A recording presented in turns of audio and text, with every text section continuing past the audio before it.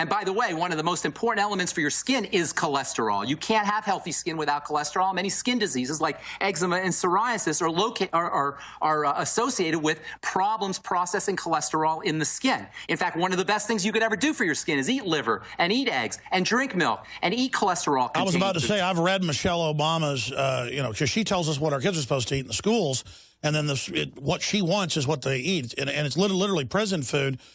It doesn't ever say GMO's bad or aspartame's bad or sugar's bad. What they say is bad is just any amount of fat, period. They don't differentiate trans fat, some artificial fat that they allow us to eat, that probably should be illegal, instead of the good healthy fats. So what are healthy fats? Even on the food pyramid, it just says fats and oils. It doesn't distinguish trans fats, processed fats from all the other kinds of fats. It's just fats and oils. What are some of the good fats? Well, as long as it's not processed, it's probably a good fat. Saturated fats, good fat. Despite what you may have heard, saturated fats are very important especially for cardiovascular health and even for brain health. Coconut oil fat, palm oil fat.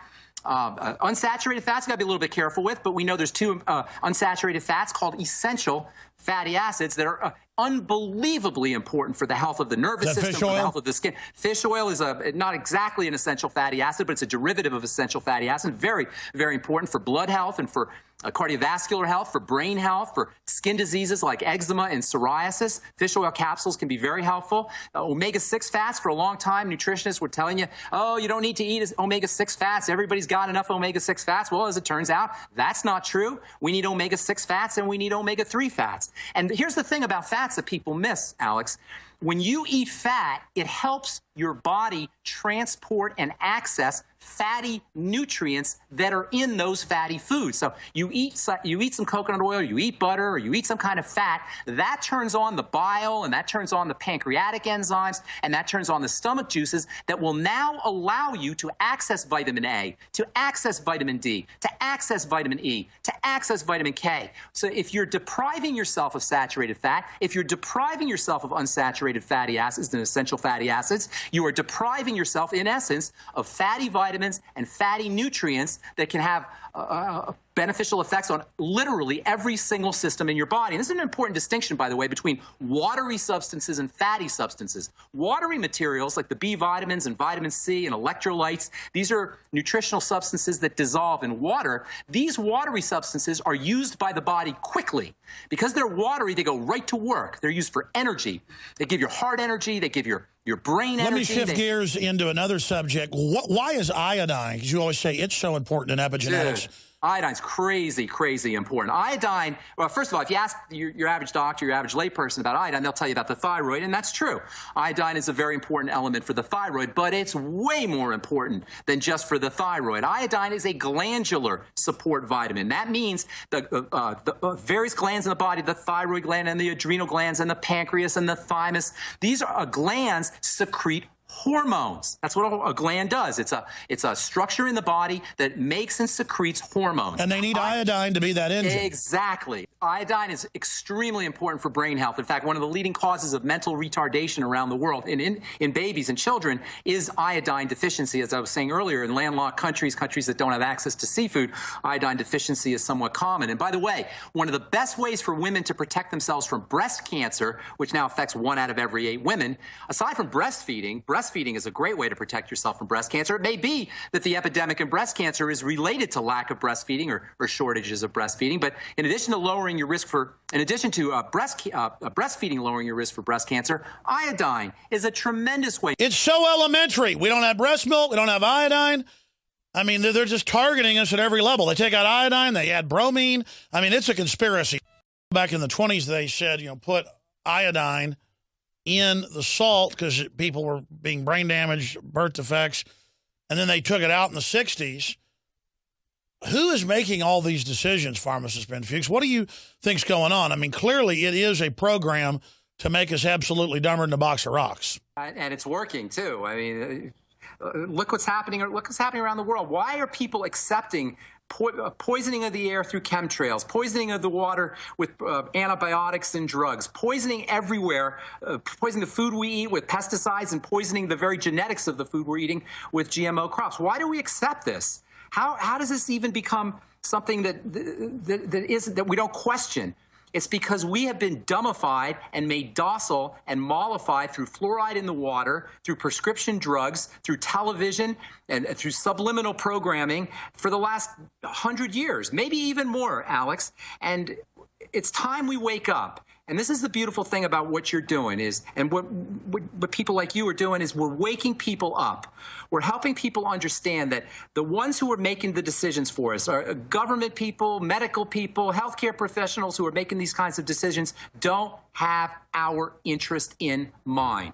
The first step is to wake up to this. The second step is to start to take control. We can no longer participate in the medical model, in doing what the doctor says, in going driving through McDonald's and Taco Bell and participating in eating the corporate swill, in taking prescription drugs, and even worse, submitting our children to prescription drug poisonings. We absolutely have to take the ball and put it back into our own court by eating correct food, by eating less food, by making sure you're getting on a good nutritional supplement program, by using the Beyond Tangy Tangerine, by using the nascent iodine, by listening to InfoWars, by participating and gathering information for your own, being a researcher yourself, understanding that this new world order that we're living in, this globalist culture that we're living in, does not have the individual's benefits in mind. The new world order, the corporatocracy, the global government is not about the individual. The individual has to be about the individual. And that means we have to do things ourselves. I believe we can. I believe, just like you do, Alex, that there is a greatness inherent in being a human being. This greatness is expressed through our genetics. This greatness is expressed through our cells. This greatness is expressed through our immune system. This greatness is expressed through our body's ability to heal and regenerate itself on a moment-to-moment basis. What we have to begin to do is acknowledge our greatness. Acknowledge the power that's inherent in being a human being. Begin to depend on ourselves. Begin to become responsible for ourselves. And let the corporate government, let the New World Order die on the vine. If we don't support it, if we aren't complicit in helping it grow, it will die on the vine, and let it. Good riddance. Let's stop being dishonest about what's happening and what's going on. We're being manipulated in a petri dish scientifically, and the White House science czar, John P. Holdren, currently serving, wrote a book the year I was born 40 years ago with other eugenicists, Paul Ehrlich and his wife, Ann Ehrlich, calling for world government, calling for forced sterilization, calling for chemicals to be put in the water. Okay? Pharmacist Ben Fuchs, I want to go to phone calls and quick questions for you, but there's an illustration right there of how JAMA is coming out saying, look out for people that think, quote, cell phones are causing cancer. The London Guardian came out with a major British study last week and said, undoubtedly, it's causing brain cancer.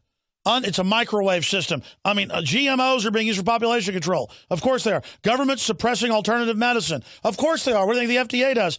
Vaccinations are causing autism. They're on record linked to it. HIV intentionally being sent to African American in Africa. I mean, they shot black people up with syphilis. What do you say to this? It's not. What I say to it is it's not a theory, and it's definitely conspiracy because it's multiple people.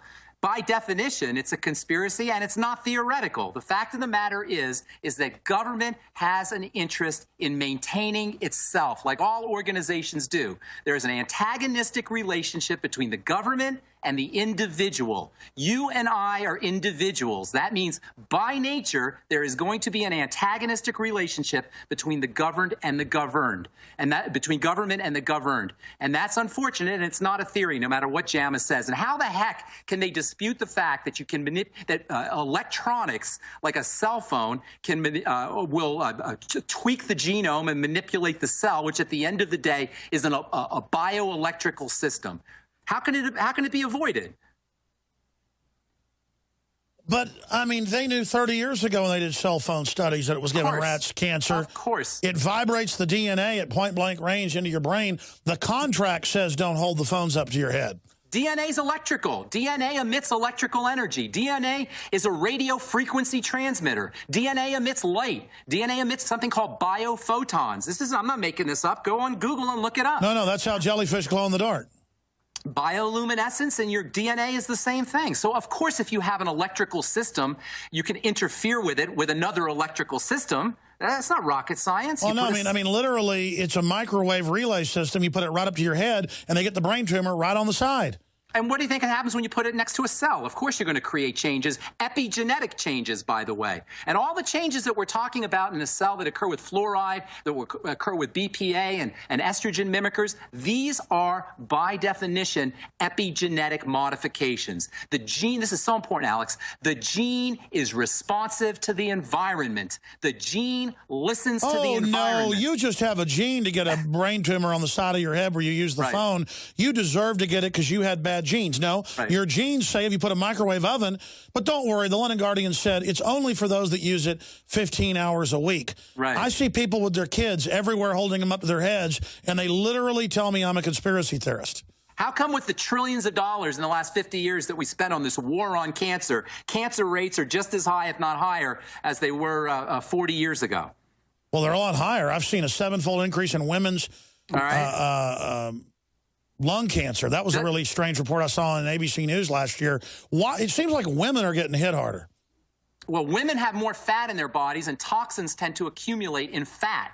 Women are also producing more estrogen, and estrogen tends to be a hormone that's associated with the stress response. So between estrogen and body fat, women are much more, and dealing with men for that matter, women are much more predisposed to diseases like cancer and autoimmune diseases than men are.